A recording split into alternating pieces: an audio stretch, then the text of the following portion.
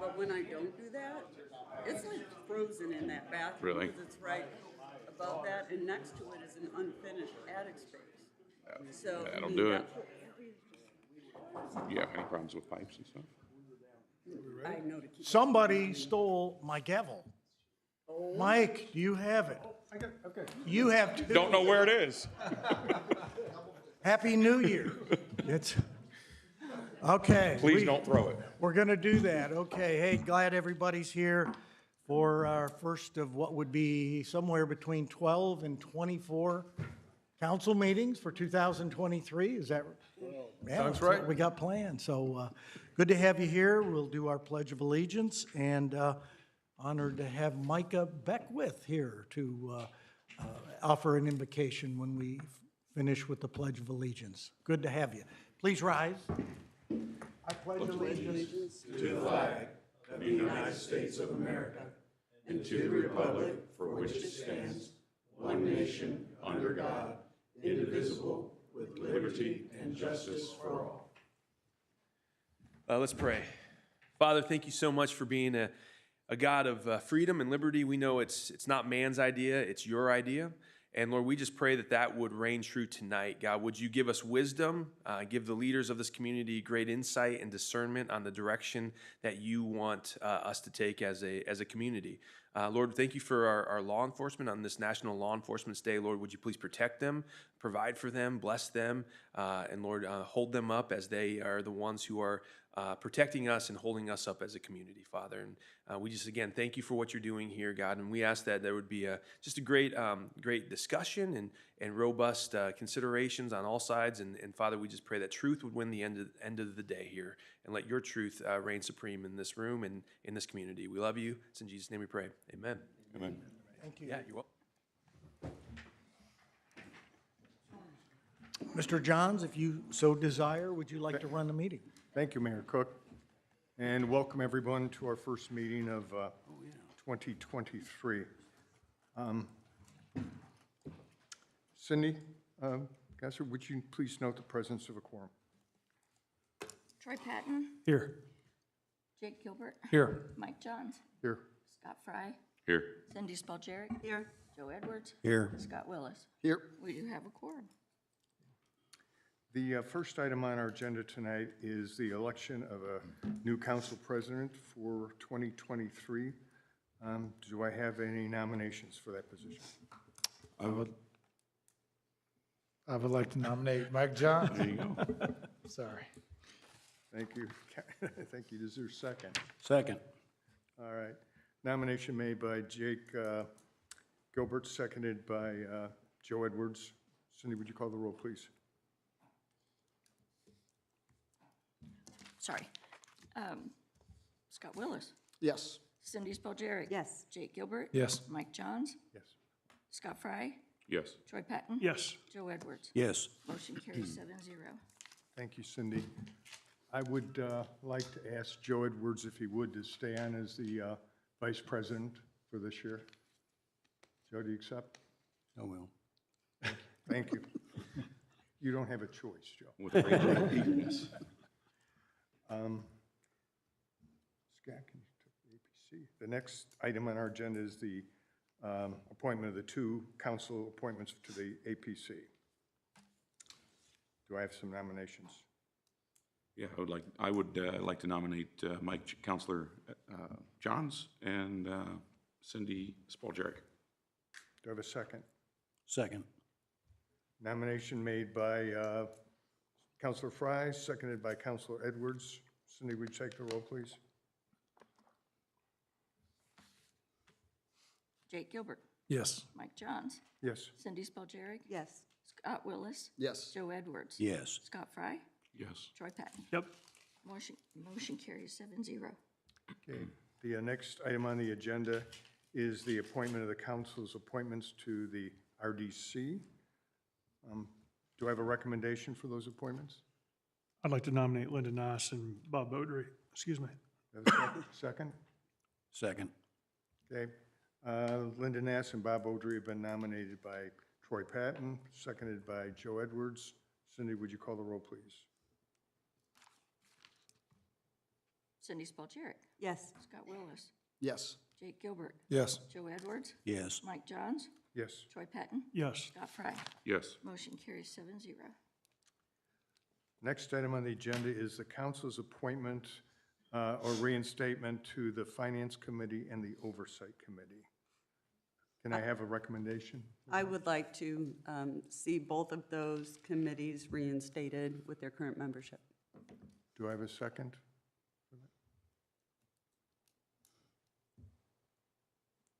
I'll second. Thank you. A recommendation made by Cindy Spalcherik, seconded by Scott Willis, to retain the Finance Committee and Oversight Committee as currently staffed. Cindy, would you call the roll, please? Troy Patton. Sure. Scott Fry. Yes. Mike Johns. Yes. Jake Gilbert. Yes. Cindy Spalcherik. Yes. Scott Willis. Yes. Joe Edwards. Yes. Motion carries 7-0. The next item on the agenda is the council appointment to the Fire Merit Board. The council, I believe, has one appointment. The mayor has two appointments. Since the printing of this agenda, I've been informed that may not be the case, that we may not have that number, or it may not be the appropriate time to make those appointments. And I apologize to everyone for the confusion. I would say that we as a council are also confused. You know, for the last 3 years, since our first meeting here, we've been asking for information regarding boards and commissions and councilors' appointments. And we really have never gotten around to doing that. To putting that information together and quantifying it as we would like to have it. About 8 weeks ago, we had spoken to the clerk's office, and they agreed to take on that project. And specifically, Marla Ayler was assigned to work on that. About a month ago at our December 12th meeting, we asked how we were doing, and we got the impression that we were close to putting all of that information together with respect to the boards, the commissions, when the various appointments were put in place, when they ended. Many of those have staggered appointments where a member is appointed for 2 or 3 years, 4 years, and they rotate through. So we asked that be taken care of. We thought we'd have it done within a couple of weeks. It's now a month after that, and I've been informed that we're still not there.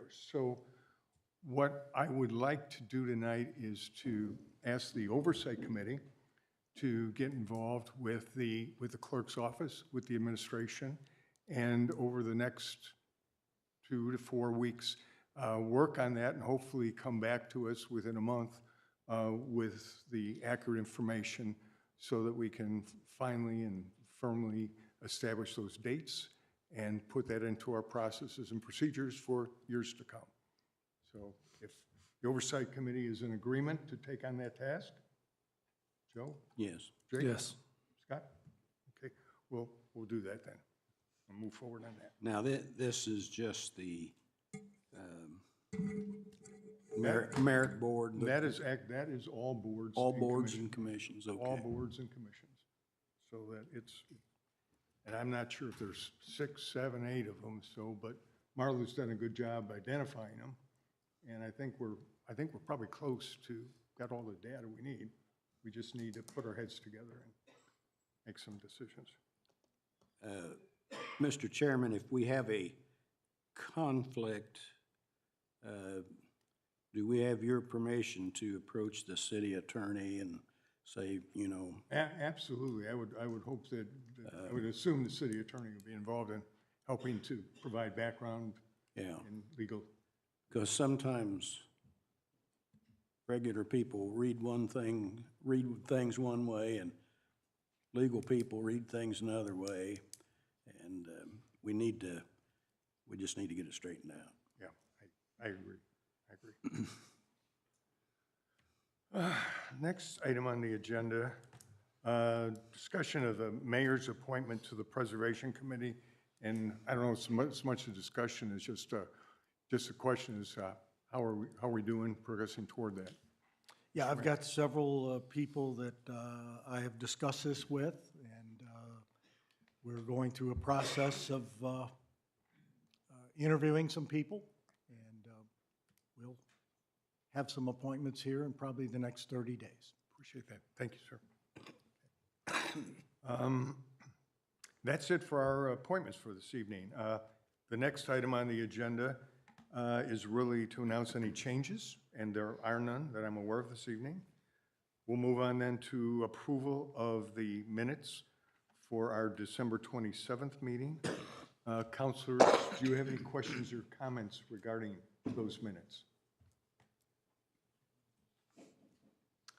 Hearing none, then do I have a motion to approve the minutes of the December 27th meeting? So moved. Second. Motion made by Counselor Wills, seconded by Counselor Patton. Cindy, would you please call the roll? Jake Gilbert, Yes. Cindy Spalgeri, Yes. Joe Edwards. Yes. Mike Johns, Yes. Scott Fry, Yes. Troy Patton, Yes. Scott Willis. Yes. Motion carries 7-0. Okay, thank you. The next item is the approval of the claims docket for today, January 9th, 2023. Counselors, you should have had a chance to review that docket. Are there any questions regarding the claims docket?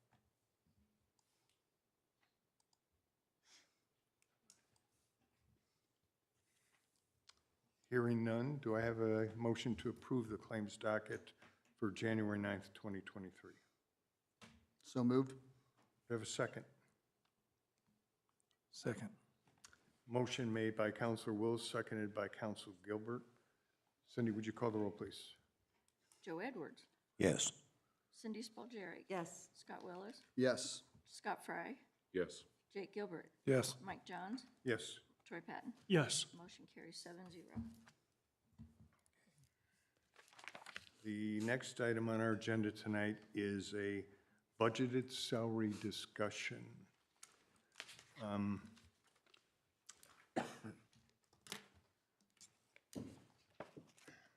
In late December, I became aware through the city clerk that a number of individuals had received raises following our budget process that ended in October. I sent an email with these concerns to our deputy mayor on December 23rd. My concern is really based upon the fact that when we go through the budget process and we finish that process in October, and we're looking toward a budget for the following year, in this case 2023. When that budget was approved at the middle toward the end of October, there were certainly salaries put in there for all city employees. And I would think, and it was, I guess, was my understanding that those salaries were in fact going to be the salaries that we would start the year with, and that those were accurate salaries for 2023. What I discovered, however, was that there are 97 civilian city positions. That's outside the police and fire department. Of the 97, 94 of the positions are currently filled. I found out that 53 of the 94 city employees, 56% of our workforce, received increases in Q4 after the final budget discussion and after the budget for 2023 was approved. These unbudgeted salary increases exceeded the planned 2023 budget by a total of $142,000. As a result of these increases, 4 departments are already over their respective budgeted salary expense for the entire year.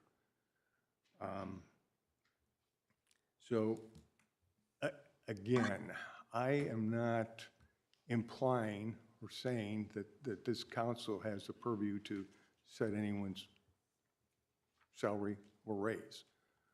What I'm saying is I'm disappointed that the lack of transparency in telling this body what was happening. I'm also disappointed because during the course of the budgetary process, I was under the impression, I thought we made it pretty clear that we did not expect any increases during this period of time prior to the budget. And I open. Is this the in floor to- addition to the 4% that was already given? Yeah, yeah. So everyone, all city employees got their 4% effective January 1st. But between the time the budget was approved in October and January 1st, 56 of our employees, of the 97, or 94 rather, received additional raises. Some of which, one department, I think there's 9 or 10 people, and those raises all amounted to approximately 3%. So effectively, they received a 7% increase the first of the year. Jeremy? Yeah, certainly. So just to get everybody on the same page, the way municipal budgets work is the first pay of the year, which was last Wednesday, that is the first pay of 2023 coming out of the 2023 budget. In order for those people to get paid their 23 budget, we have to give them a raise in December. So the first pay period of 2023 started on December 18th. The last 2 weeks of the year is the first pay of 2023. So 43 of the 53 increases that you're talking about are very specifically the discretionary increases that we all agreed, the merit increases that were budgeted. There is no budget issue here. We are not over budget. The $142,000, and I haven't had a chance to really digest the data that was provided because it came in late today and I just didn't get the opportunity. I don't know where that number comes from other than it is the total of the discretionary increases. It doesn't calculate to a deficit in the proposed budget. And I think when I get into this tomorrow, you'll see that we are roughly between $400,000 or $500,000 under budget for those open positions in the different departments. And I'm not sure where the 3 vacancies came from, but there's more than that. Public Works itself has at least 3, and then there were others that were on that sheet that are also vacancies too. But ultimately, it's the department heads, the folks that gave these increases. It's their responsibility to manage their salary lines. And based at first glance on this, I don't see any concerns at this point. All right, would you then please go through those carefully line by line? And then can we have a report back next time? Because if what you're saying, I think what you're saying is that these increases were the discretionary raises that were within the budget? Correct. And yet when the clerk's office went through there, they found that 4 of the departments were over budget by what they were given. So as of right now, You mean you're over budget. if you budget for the year. annualize it, correct? Yes, Correct. that's correct. Annualized with those raises are over A lot budget. of different things can happen throughout an annual period, but at least 2 of those are an exact result of people being compensated underneath the salary ordinance that was passed. So we had to additionally increase them after budget was approved to get them within the salary ordinance. So just work with Cindy, get a schedule together and put it out, just like an Excel or something, so we know. Yeah, that would be I'll great. be happy to comment on the sheet that you provided and send it back out. I don't know that it warrants a budget presentation.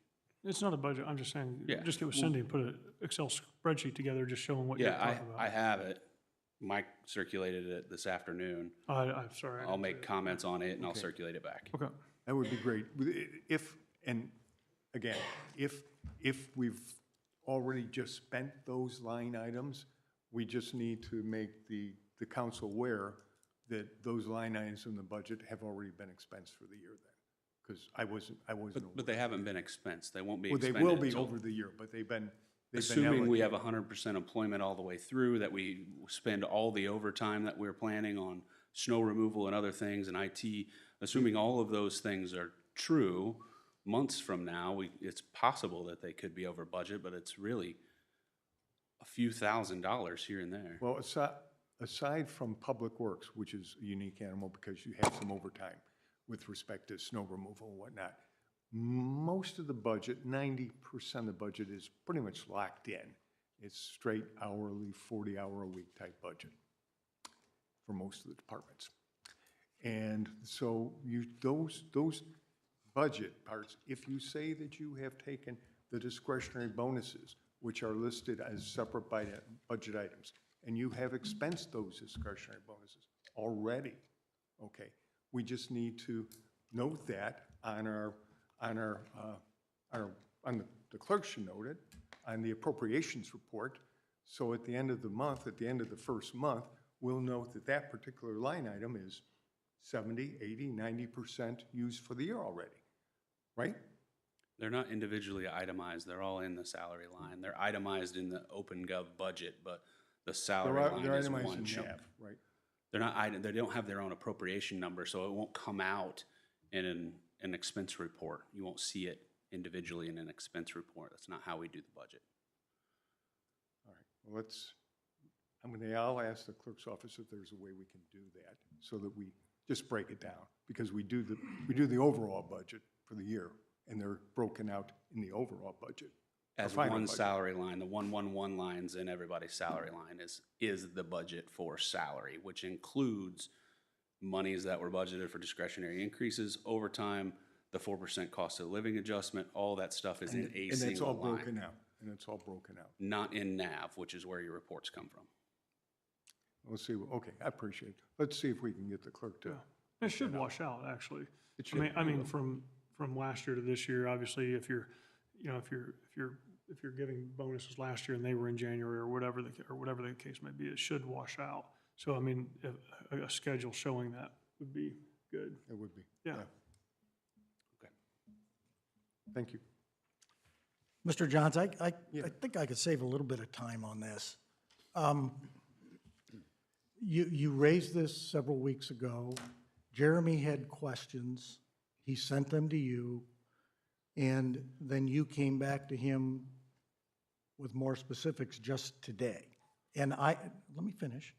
I cannot ask Jeremy, with all of his duties, to turn around in a few hours' time and try to react. So all I ask, would you please, you have these kind of questions, would you get them to me in a timely basis, and I will decide how to use the best of Jeremy's time, because he has a lot to do. And I ask the consideration of you to allow me to work with him to answer some of these questions. I would Just be give me a little more time than the day of, please. That's Well- why we have the Wednesday agenda meetings that we try to lock in. That's all I ask. Thank you. I will try to do that, although I would say that, I would also add that the only person in the city that really knows the total numbers are Jeremy, without having to. Yes, and the only one that knows how to appropriate our employees' time is me. Happy to do that. Thank you. Moving on then to old business. First item, Resolution 22-124, Fiscal Plan for Ordinance 22-59, iBeach. This item had an adoption consideration this evening, and I think Ryan Collingswood is going to, from our Community Development Department, is going to address this. Thank you, President. Good evening, Council. For the record, Ryan Collingwood with the Community Development Department. This introduction will also apply to the adoption consideration of the corresponding annexation ordinance 22-59. The item before you is a 100% voluntary annexation request, along with the associated fiscal plan resolution for 3 acres generally located on the north side of 181st Street and east of the Grand Park Boulevard extension. The parcel in question makes up the I-Beach 31 at Grand Park PUD District. As shown in Table 5 of the resolution, the estimated net impact for this annexation is $10,628 over the next 5 years. This item received its public hearing at the December 12th City Council meeting and is eligible for your adoption at tonight's meeting. Thank you. Thank you, Ryan. Councilors, do you have any questions regarding Resolution 22-124? Hearing none, do I have a motion to approve Resolution 22-124? So moved. Do I have a second? Motion made by Counselor Gilbert, seconded by Counselor Willis. Cindy, would you call the roll? Joe Edwards, Yes. Scott Willis, Yes. Cindy Spalgeric. Yes. Troy Patton, Yes. Scott Fry, Yes. Mike Johns, Yes. Jake Gilbert. Yes. Motion carries 7-0. Okay. Our next item then is the associated ordinance to that resolution. Ordinance 22-59, High Beach annexation. Council had a council introduction December 12th, 2022. Public hearing was held on the 12th. It's up for adoption consideration this evening. Ryan, did you have anything to add to that? Okay. Councilors, any questions? Hearing none, do I have a motion to approve ordinance 22-59? I move to approve ordinance 22-59. Second. Motion made by Counselor Fry, seconded by Counselor Patton. Cindy, call the roll, please. Joe Edwards, Yes. Troy Patton, Yes. Scott Willis, Yes. Scott Fry, Yes. Cindy Spalgeric, Yes. Jake Gilbert, Yes. Mike Johns. Yes. Motion carries 7-0. Okay. Our next item, Resolution 22-125, Fiscal Plan Ordinance 2260 for 308 East 191st Street. It's up for adoption consideration this evening. Ryan Collingswood, can you tell us a little bit about this resolution? Yeah, thank you, President. Good evening, Council. Again, for the record, Ryan Collingwood with the Community Development Department. This introduction will also apply to the adoption consideration of the corresponding annexation ordinance 22-60. The item before you is a 100% voluntary annexation request along with the associated fiscal plan resolution for about 8.5 acres generally located at the north side of 191st Street and about 1,800 feet west of the Monon Trail. The parcel in question makes up part of the Woods-Robinson-Briggs PUD district. As shown in Table 5 of the resolution, the estimated net impact for this annexation is $8,175 over the next 5 years. This item received its public hearing at the December 12th City Council meeting and is eligible for your adoption at tonight's meeting. The petitioner is present tonight but does not plan to present. Thank you. Thank you, Ryan. Councilors, any questions? Do I have a motion then to approve Resolution 22-125? So moved. Second. Okay, motion made by Counselor Willis, I think. Counselor Edward, seconded by Counselor Pat. Cindy, will you call the roll? Scott Willis, Yes. Cindy Spalgeric, Yes. Jake Gilbert, Yes. Troy Patton, Yes. Mike Johns, Yes. Scott Fry, Yes. Joe Edwards. Yes. Motion carries 7-0. Our next item then is the associated ordinance 22-60, 308 East 191st Street annexation. Again, we had a council introduction December 12th, followed by a public hearing. It is up for adoption consideration this evening. Ryan, do you have anything to add? Okay, thank you. Councilors, do I have a motion to approve ordinance 22-60? So moved. Second. Motion made by Counselor Willis, seconded by Counselor Edwards. Cindy, would you please call the roll? Jake Gilbert, Yes. Mike Johns, Yes. Scott Fry, Yes. Troy Patton, Yes. Joe Edwards, Yes. Scott Willis, Yes. Cindy Spalgeric. Yes. Motion carries 7-0. Okay, our final item under old business is ordinance 22-63, vacation of public way, 203rd Street. This item had a council introduction on December 12th, followed by a public hearing on the 12th, and is up for adoption consideration this evening. And John Nail, our Public Works Director, is going to tell us a little bit about it. For the record, John Nail, Director of Public Works, City of Westfield. I don't have much to add beyond what was introduced previously. This is a vacation of right-of-way for the former section of 203rd Street, just north of the new East Street, north extension through North Point. The North Point 2 project is being proposed on the north side of that East Street roadway and just south of the 203rd Street right-of-way. The 203rd Street segment dead ends at the new East Street roadway, provides no connectivity.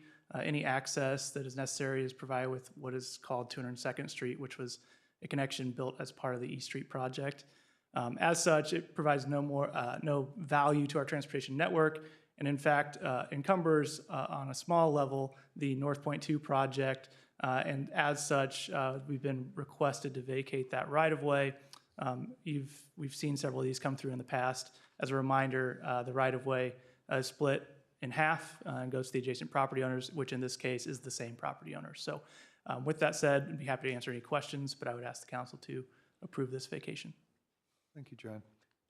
Councilors, do you have any questions? I have one comment. In the spirit of transparency, I'd like to disclose that I received donations from the petitioner at $1,000 or larger. Okay, thank you. Any questions or comments, councilors? None? Can I have a motion then to approve ordinance 22-63? So moved. If a second? I'll second it. Motion made by Councilor Edwards, seconded by Councilor Willis. Cindy, would you please call the roll? Joe Edwards, Yes. Troy Patton, Yes.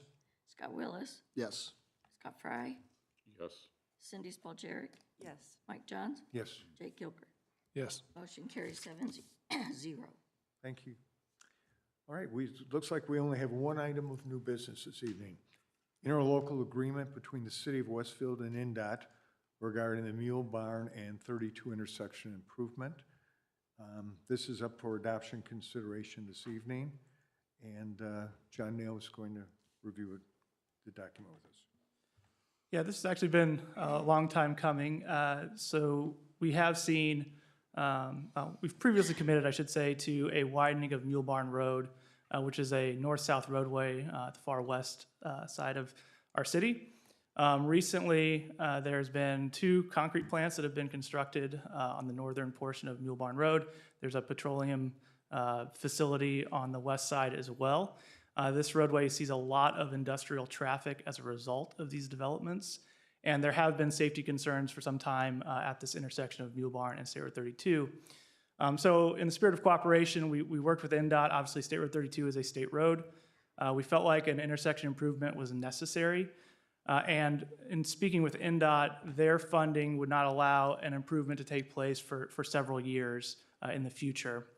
So what we did is we asked NDOT to enter into this interlocal agreement to provide funding to the city of Westfield for the city to take the lead in design of this intersection improvement at the same time as our widening of Mule Barn Road as well. So there's some cost efficiencies there. One designer can design both. We can construct it all at the same time and create this intersection improvement at the same time we widen Mule Barn Road. So before you tonight is that interlocal agreement that we've worked with NDOT on. The most important aspect of this interlocal agreement, essentially NDOT is committing to covering the costs of the intersection portion only of this project in an amount not to exceed $1.5 million. Our consultant that we've had on board on the design did a cost estimate for the intersection improvement, inclusive of any right-of-way acquisition needs and design needs. That number came in at approximately $1.1 million. So there's, in my opinion, ample room for any surprise costs there within this agreement. So we have some cushion, so to say, in the interlocal agreement with the not-to-exceed amount. NDOT will pay just for the actual cost once we tally that up at the end. And with that, I don't have much more to add. I will say that if you review this document, it was created several months ago. There's a couple of issues. One, I know Councilor Spalgeric's name is misspelled in the signature block, and the NDOT commissioner actually has changed since this document was originally created. So there will be a couple of slight revisions to the document related to those corrections. So what I'd ask the council tonight is an approval pending legal review and approval of certain terms within this document. Thank you, With John. that, I'd be happy to take any questions. Questions, councilors? I have a question about, this is primarily an intersection improvement to allow for good traffic flow to the north or to the south, however it goes. And that is a pipeline operation, basically. And that pipeline starts at Mount Vernon and goes to Linton, Indiana. From Linton, it's a certain size, comes to out here at Jolietteville. It gets smaller and goes up to Peru and terminates. But what about those cement trucks? Are they gonna cross that pipeline? Yeah, so the pipeline actually crosses underneath Mule Barn Road. I think the depth that we've already coordinated with the pipeline company in initial conversations on this design, it's fairly deep for a pipeline. I think, I'm going off memory here, but I think it's 8 or 9 feet deep. With respect, I think where this is going is your concern about the structural capacity of the pipeline, making sure that there isn't a heavy load going over the top of it and compromising that structure. I can assure you that the pipeline company is in full support of this project, because if nothing else, we'll be improving that roadway. We're not going any deeper. We're not cutting into the roadway. We're going to add some additional pavement structure on top of it. And there are no concerns about structural integrity of the pipeline itself. Well, that pipeline's relatively old, built in the late 1940s, I think. And I'm not that old, but, well, yes, I am too. obviously old enough to remember something. And, but it's a relatively valuable pipeline in central Indiana to handle farm fuel, which is basically what it's for. And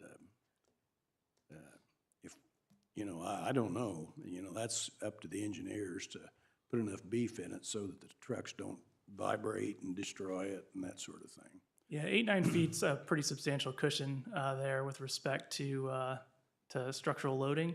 What I can say, and I'm not an expert, but I know that there are requirements pipeline companies have to follow for regular inspection to ensure that the integrity is still there in that pipeline.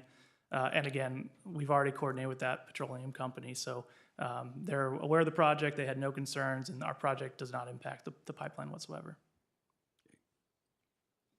What's the timeline when it's supposed to start and end? Yeah, I think that we are on track to let this project later this year. I'm not going to commit that construction is going to be complete by any means, but I think it could get started yet this year and probably finish out early next year. Of course, that is pending on right-of-way acquisition requirements. Part of the project with that intersection improvement is widening to the north on 32 to provide turn lanes for Mule Barn Road, and there's a house on the northwest corner that will need to be acquired as part of the project. I feel like we're kind of already behind on this one. We've been discussing it for a long time, and this agreement's been a long time coming, and I'd just like to see this get done sooner rather than later. Agreed. John, the land acquisition that we're going to have to do, is that price factored into this? Yes, it is. I had our consultant do a high-level estimate of the costs associated with that right-of-way acquisition, both for any relocation costs as well as the actual purchase of the real estate. So that is included in that 1.1 million number that I quoted. Perfect, thank you. I've got one follow-up if I can. This is a not to exceed 1.5 million. I think you mentioned 1.1 is kind of what we're expecting. How long ago was that? This estimate came to me the day before our pre-council meeting, so last Tuesday. Oh, okay. Very recent. Okay. Very, very recent. Excellent. Thank you. Other questions, comments, councilors? Can I have a motion then to approve the interlocal agreement between the city of Westfield and INDOT regarding Mule Barn Road and 32 intersection? So I would say, Mr. President, I'm sorry, Councilman Fry, I was just pending legal review. There are a couple of kind of bigger ticket items I want to address back to INDOT. There's a termination clause, and there's a one-way renewal that I'd like to make two-way, and one other issue that I can send you tomorrow. Okay. So if you could amend your motion to say pending legal review, that'd be really helpful to make sure we're buttoned up. All right, and then that legal review, will that have to come back to us again, or would it be? It can. It doesn't have to if you make it part of your motion. So it's really up to you. All right, let's make it. And it also needs to pin the adjustments that John brought up, which was. I have those in there as well. Good call. Okay. Yes. Yeah, those would be included in the notes back to INDOT. Yep. Okay. So at that point, it doesn't matter if we just do this in 2 weeks. That's up to John. Can we just bring it back in 2 weeks? Is that what, or do we need to move faster? Timing-wise, you can do it either way. I would say that it maybe is a little cleaner just to approve it pending legal review, but if you want to see it back in 2 weeks, we can do that too. No problem. Councilors? Let's do it that way. I don't know if you get into a bind with something that happens that's, Right, just wait, right? you just wait. Yeah. Okay, John, we'll just bring it back in 2 weeks then. We'll just Thank put you. the final language in front of you, second meeting this month. That'd be great. Okay. That would be great. I'll send you the list anyway tomorrow. Okay, perfect.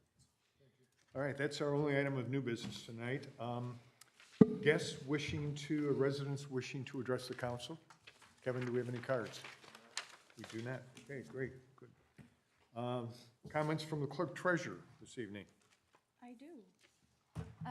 I just wanted to make an announcement. I have been fortunate to serve this community for over 30 years at the end of this term.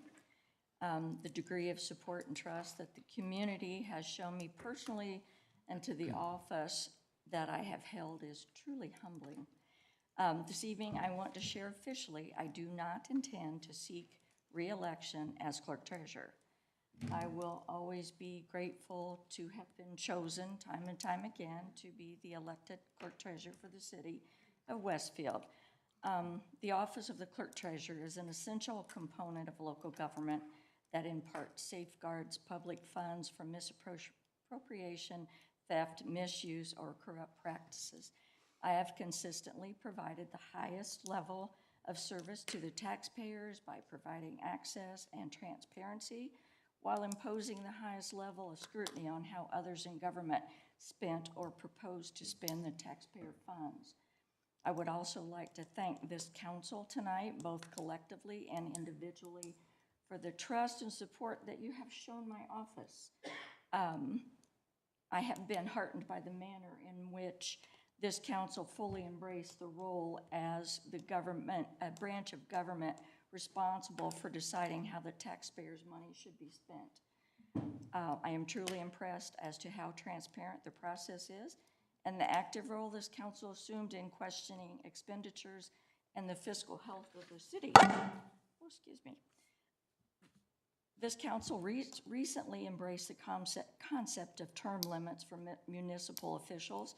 I will finish my current term in office. I'm imposing my own term limit by stepping back and allowing a new generation of leadership to step forward and serve. I'm confident the next leader is prepared to serve. In that regard, Marla Ayler, currently a trusted and valued member of my staff, has announced her candidacy for the office of clerk treasurer. She has both my confidence and my total support. Thank you, sir. Thanks. Comments from the city council this evening? I would like to, first of all, thank you, Cindy, for your service. We lost a valued member of our community in Paul Estrich this week, and hopefully as a city, we can celebrate Paul, you know, in conjunction with his family at some point, but tonight just thought it would be appropriate. He's a former, you know, citizen of the year or resident of the year, or whatever the name is for that award we've given. I know he's invested, and his family has invested a lot into our community in multiple ways, whether it be on nonprofits or in developments and so forth and so on. Paul, 12 years ago, we moved here, and Paul was the very first person that I had met with after we accepted a job to come. And Paul always had a way of kind of setting the pace of a conversation and making you think a little bit. But I thought he always was just pro Westfield and for Westfield, and loved our community, and was great to many, many individuals. I think some stories have started to pour out about just his care and his heart for Westfield. I had been meeting with Paul recently, and since his lung transplant, he had retired essentially from his business and was looking for opportunities where he couldn't be quite as public, but still mentor, give back, have impact in some way, shape, or form at the ripe young age of 65. And, you know, he was a strong believer, went to church together. He was just a good man and a dear friend. So I thought maybe it would be appropriate if we could take a moment of silence in memory of a friend of Westfield, Paul Estrich. I think it's appropriate. Let's take a second here, too.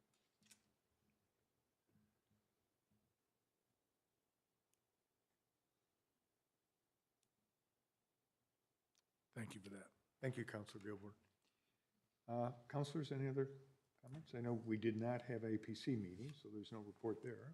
Just real quick, finance-wise, hopefully, Jeremy, we're getting the property tax information, just 2023. Just want to throw that out there again. I know Caleb's been working on it for about a year, so hopefully we can get that prior to the budget season, so it can help us to make better decisions about the city and the finances, so. Any other comments? I've got one final comment then. As we look toward the year 2023, and I think Mayor Cook had mentioned before, as councilors tend to get to the end of their terms, they start thinking about what the next term, they start thinking about what they've accomplished to date.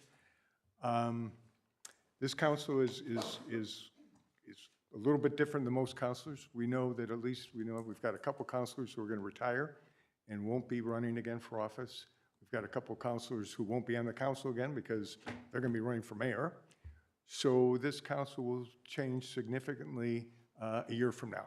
We know that to be a fact. What I personally would like to see happen, and I've talked to several of the councilors here, as we move through 2023, it's my hope that we can put together and really firm up policies and procedures and address any balls that are in the air to try to make it a smoother transition for the following council, the council to come, and for whatever happens with the other city officials to come. So that'll be my goal as we move forward this year. And I'm going to ask the council as a whole to help me with that, to help me identify those projects and those issues that need to be addressed this year, to ask our oversight committee and our finance committee to work toward that goal and that end. So those are my comments. Mr. Mayor? Well, then, can we go watch a football game tonight?